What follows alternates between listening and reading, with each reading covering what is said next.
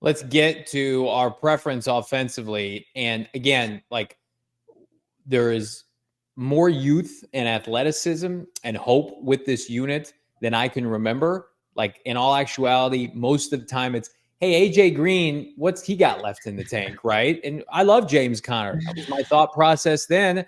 DeAndre Hopkins, how can he, find a way to stay healthy? Now it's like, hey, the best football of Trey McBride's career should be played in Arizona. Same thing for Michael Wilson.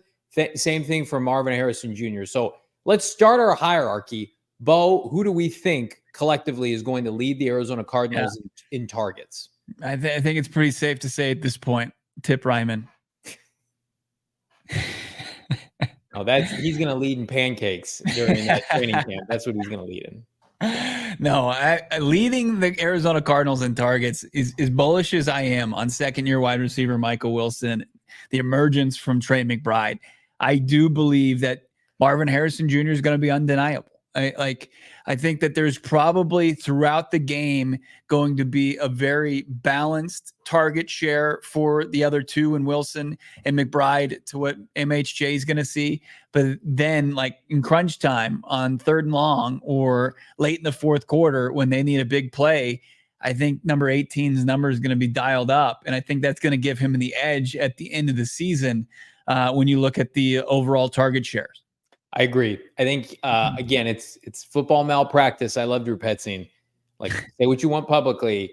You took this guy, 4th overall? I'm sorry. And you're not in a position to just say, hey, he's one of the guys, right? He is one of the guys, and that's what we love about him. He's humble enough. But, like, I don't like to use the word freak. Like, I think sometimes that's overplayed. Training camps were less than a month away. It's going to be a freak show. We're going to have a freak show at training camp at State Farm Stadium. One-handed catches, one-handed grabs, breaking long touchdowns. It's going to be evident. Bombs away at training camp this year, the return of the deep ball. Yeah, I'm fired up. Easily Marvin Harrison Jr. Because then it really becomes a discussion of who is that next option.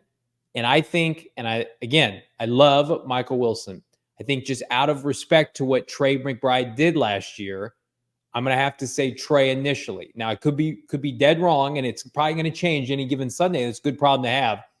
I think Marvin is your number 1 option, and then Trey McBride is number 2, whatever that looks like. And Michael might have more yards than Trey. I actually expect him to. Yeah. But, like, if you were to rank, like, the best players on the Cardinals that translates, like, who's your top receiver? Who's your top tight end? The Cardinals, and we've talked about this, should have a top 10 receiver in the NFL this year and a top 5 tight end. And so with that kind of mindset, I'm going to go Marvin then Trey. Well, and I look at the skill set for Trey McBride, the rapport, and Wilson, admits this, like as far as the rapport between the quarterback and his receiver. Yeah.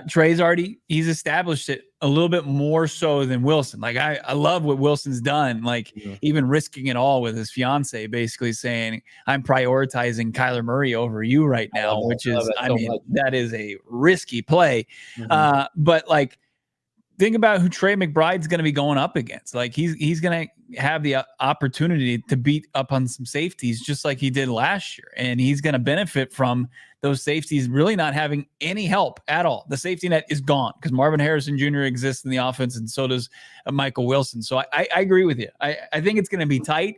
I think it's going to be tight between all 3 of them. I do too. But yeah, I'll give the edge to Trey McBride just because – if Kyler Murray is just getting the luxury of finding the open guy, I think Trey McBride's probably going to have some open space in this passing attack. I think we'd all be disappointed come January if Marvin, Michael, and Trey were not all over 800 yards, whatever that looked like. Now Trey might be right at 800 yards based on the lack of targets or the spreading of targets. But again, like where Kyler Murray has so greatly needed at the receiver position is size and separation, specifically in the red zone. When he had that, even to the umpth degree, and D-Hop's a shade over 6 foot, maybe 6'1" on a good day. Now we started to see that tandem, certainly of Trey McBride, but then Michael Wilson at the tail end of last year. The touchdown against Philadelphia, the extra point against Philadelphia, 2-point conversion with Michael Wilson, Trey McBride, the touchdown at the end of the year, like that is such a underlined factor that nobody externally is considering. Everybody likes to make jokes about Kyler Murray and his height and his stature, but now the Cardinals recognize, like, let's give him some big physical playmakers. No one's talking about that. Yeah. When in all actuality, they went into the season, last year? And it was the all 5'10" team. It was Hollywood Brown. It was Rondell Moore. I love Greg Dortch. He wasn't a part of the offense. Like, they have separated themselves from that. And again, like, the best version of an offense with Kyler Murray is a big, pounding, physical back, and the Cardinals have a couple of them now. Receivers that are over 6 foot. That's not a knock on Kyler Murray. It's so many gifts. And the Cardinals are just saying, okay, one thing that you can't control is if Johnny Venerable's running downfield, it's going to be hard for you to see him at 5'6", on top of everything else. Whereas it's just like, okay, look at the Atlanta game. He scrambles and makes that game-winning throw to Trey McBride downfield. Right.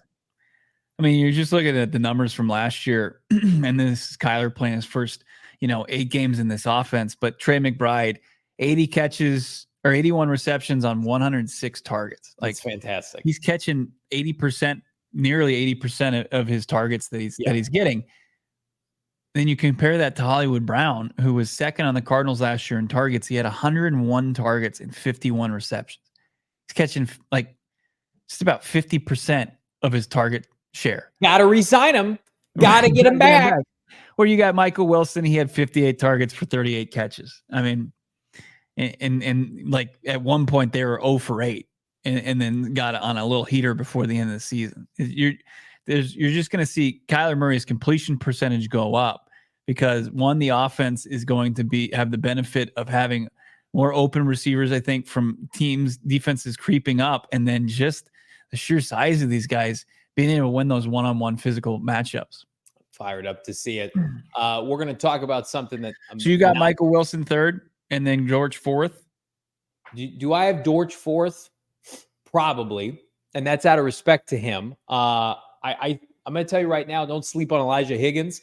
Tip Raymond, I don't think is going to be quite, capable from a receiving standpoint early.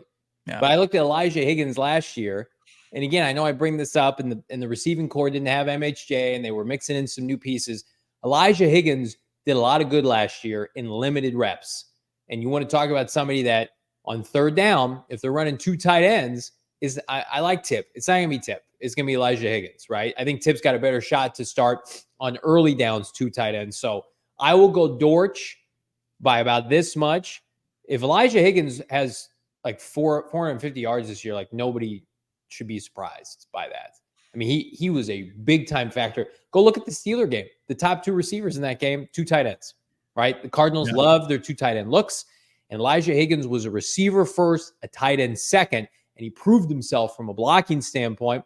He's probably one of the most, we'll do our underrated players coming into the season. I can already tell you he's one of the most underrated players on the team. He makes no money.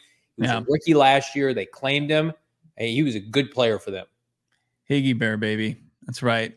I think, they love 12 personnel, maybe 13 personnel down close. And you've got, if Tip can catch a couple balls, and then, you breaking down how, Higgins was already established a little bit as far as catching the football as a receiver, that'd be huge for the Arizona Cardinals. So how we rank them? MHJ, do we go chalk here? MHJ, Trey McBride, Michael Wilson, Greg Dortch, and then after that, I mean, and like don't count out James Conner catching a couple passes out of the backfield either. Yeah, let me just read you some statistics here from the 26th of November on. Higgins was doing 26 yards, 21, 44, 17, 21, 32 to end the season.